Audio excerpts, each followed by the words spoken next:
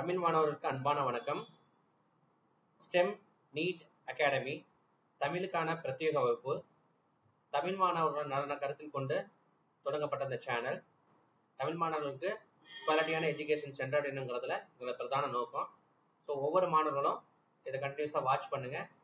குவாலிட்டியான எஜுகேஷன் நம்ம NEET JE போன்ற எக்ஸாம்களை சால்வ் பண்ணுறதுக்கு, நம்ம கெட் த்ரூ ஆகிறதுக்கு நம்ம இந்த மாதிரி ஒரு தொடக்கத்தை நம்ம முன்னெடுத்திருக்கிறோம். தமிழ் மாணவர்கள் அவங்க ஃப்ரெண்ட்ஸு, உங்களுடைய ஃப்ரெண்ட்ஸு எல்லாத்துக்குமே ஷேர் பண்ணுங்க. நீங்கள் வகுப்பு தேவைப்பட்டால் ஆன்லைன் ஆஃப்லைன் வகுப்பு தேவைப்படுற மாணவர்கள் கீழ்கண்ட டிஸ்கிரிப்ஷனில் தொடர்பு கொண்டு நீங்கள் தெரிஞ்சுக்கலாம். சரிங்களா? ரைட், இப்போ கணக்கில் போகலாமா? சரி, இப்போ ஒரு பொருள் ஓய்விலிருந்து தொடங்கி நேர்கோட்டில் நகர்கிறது. அப்போ பொருள் எப்படி ஓய்விலிருந்து தான் தொடங்கியிருக்கு, நேர்கோட்டில் நகர்கிறதுன்னு சொல்லிட்டாங்க. சரியா? ரைட்டு. ஓய்விலிருந்து தொடங்குறது ஒரு கீவேர்டு, நேர்கோட்டில் நகர்றதுங்கிறது ஒரு கீவேர்டு. முதலில் அது எல் தூரத்தை ஒரே மாறிலி வேக வரம்பில் பயணிக்கிறது. அதாவது கான்ஸ்டன்டான வேகத்துல மாறிலி வேக வரம்பில் பயணிக்கிறது. பிறகு 2l தூரத்தை நிலையான வேகத்தில் பயணிக்கிறது. முதல்ல இங்க பாருங்க, ஃபர்ஸ்ட் எல் தூரத்தை யூனிஃபார்ம் ஆக்சிலரேஷன்ல கிடக்குது. அப்ப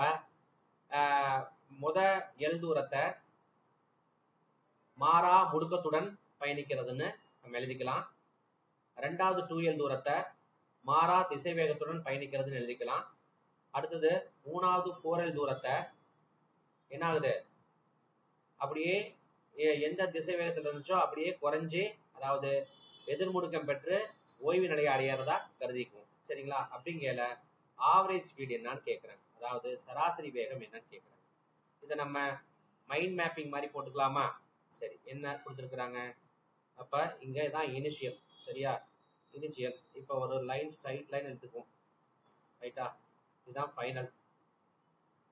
சரிங்களா?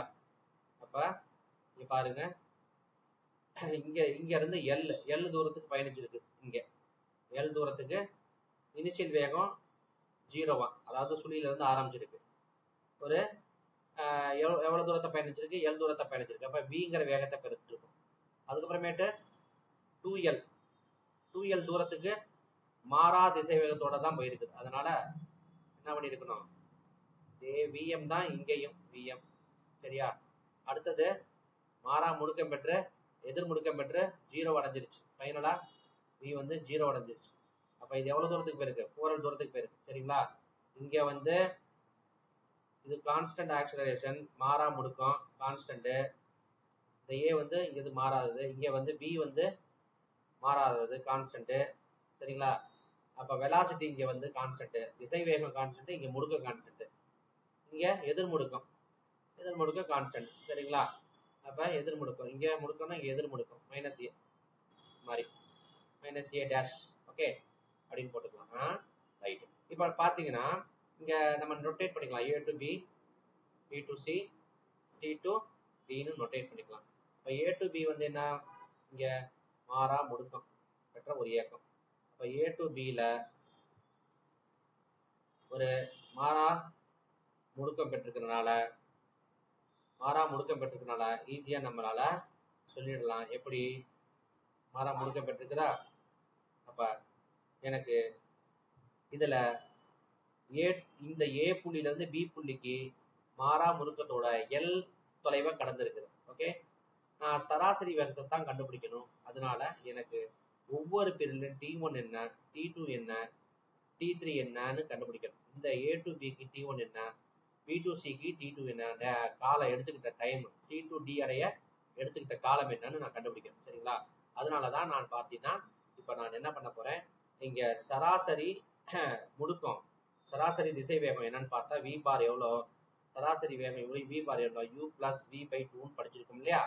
அப்ப இங்க யூங்கிறது 0 மாதிரி வி பை 2 சொல்லலாம்.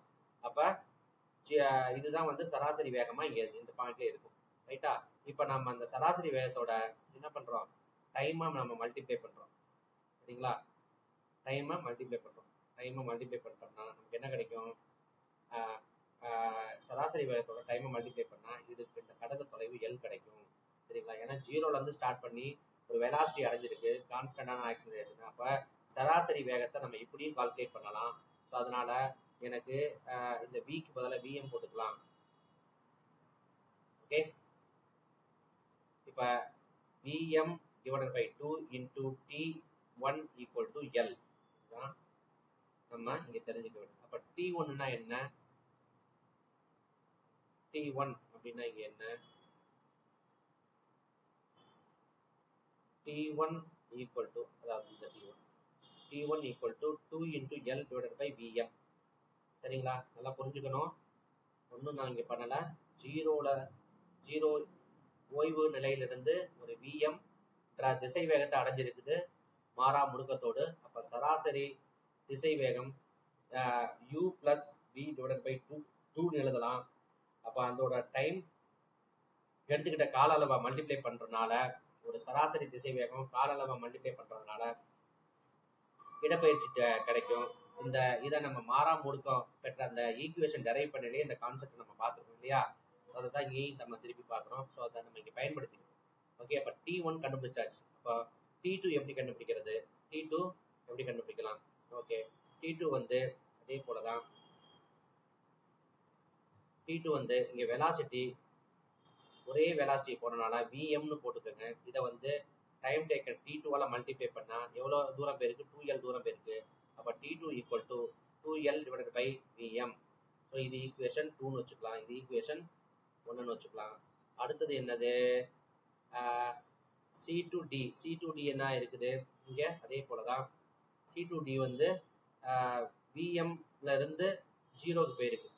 சரிங்களா, அப்போ initial velocity final velocity by 2 அப்படின்ற மாதிரி இங்கே இனிஷியல் வெலாசிட்டி வந்து 0, ஃபைனல் வெலாசிட்டி சாரி என்னதுன்னா இங்கே இனிஷியல் வெலாசிட்டி வந்து விஎம், ஃபைனல் வெலாசிட்டி வந்து 0 டிவைடட் பை 2. சரிங்களா, இதை வந்து கால அளவை T3 மல்டிப்ளை பண்ணோம்னா எவ்வளோ போயிருக்கணும், 4L போயிருக்கணும். சரிங்களா, அப்போ T3 மட்டும் வேணும்னா எனக்கு என்ன வேணும், T3 மட்டும் வேணும்னா 4L டிவைடட் பை விஎம் கிடைக்கும். சரிங்களா, இது ஈக்குவேஷன் 3ன்னு வச்சுக்கலாம். அப்போ எனக்கு T1 தெரியுது, T2 தெரியுது, T3 தெரியுது. ஸோ அப்போ எனக்கு சராசரி வேகம் ஈஸியாக கண்டுபிடிச்சிடலாம். சராசரி திசை வேகம் ஈஸியாக கண்டுபிடிச்சிடலாம். எப்படி சார் அது, சராசரி வேகம் என்ன, சராசரி வேகம் என்பது மொத்த கடந்த தொலைவு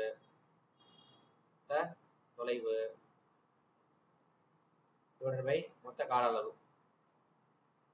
காலம். சரிங்களா, அப்போ மொத்த கடந்த தொலைவு எவ்வளோ, ஃபர்ஸ்ட் எல், அதுக்கப்புறம் 2L, அதுக்கப்புறம் 4L, 3 பிளாக்காக போயிருக்கா. ஃபர்ஸ்ட் டைம் T1, ரெண்டாவது டைம் T2, மூணாவது டைம் T3.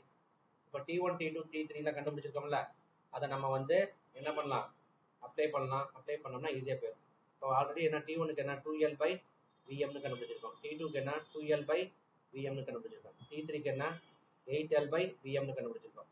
எல்லாமே பகுதி வந்து எல்லாமே ஒரே மாதிரி இருக்குது. அதனால விஎம் போட்டுட்டு உள்ள மேலே என்ன பண்ணலாம், 2, 2, 4, 8, 12 Lன்னு வருது. சரிங்களா, அப்போ இவ்வளோ தான் நமக்கு டைம் டேக்கன், டோட்டல் டைம், மொத்த காலம். அப்போ மொத்த காலமும் கிடைச்சிருச்சு, தொலைவும் கிடைச்சிருச்சு. ஸோ நமக்கு ஈஸியாக ஆன்சர் சொல்லிடலாம். எப்படின்னா மொத்த காலம் மொத்த தொலைவு ரெண்டுமே கிடைச்சிருச்சா. இப்போ பாருங்க, மொத்த காலம் வந்து 7L ஹோல் டிவைடட் பை மொத்த டைம் வந்து 12L பை விஎம். சரிங்களா, அப்போ இந்த வகுத்தல் கீழே வகுத்தல் இருக்கிறனால நம்ம என்ன பண்ணலாம், 7L டிவைடட் பை 1 போட்டுக்கோ, விஎம் டிவைடட் பை 12L போட்டுக்கோ. சரிங்களா, இந்த L கேன்சல் ஆயிடும். அப்போ 7/12 விஎம் தான் ஆன்சராக வரும், சராசரி வேகமாக இருக்கும். சரிங்களா, அதுதான் ஆன்சராக வரும். அப்போ வந்து என்ன கேட்குறாங்க, ஆவரேஜ் ஸ்பீடுக்கும் மேக்ஸிமம் ஸ்பீடுக்கும்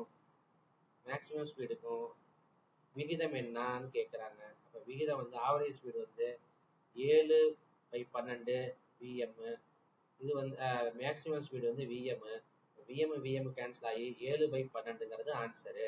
ஓகே, 7/12 ஆன்சர் கொடுத்துருக்காங்களான்னு பார்ப்போமா. 7/12 கொடுத்துருக்காங்களா பாரு. ஓகே, 7/12 ஃபர்ஸ்ட் ஆன்சராக கொடுத்துருக்காங்க.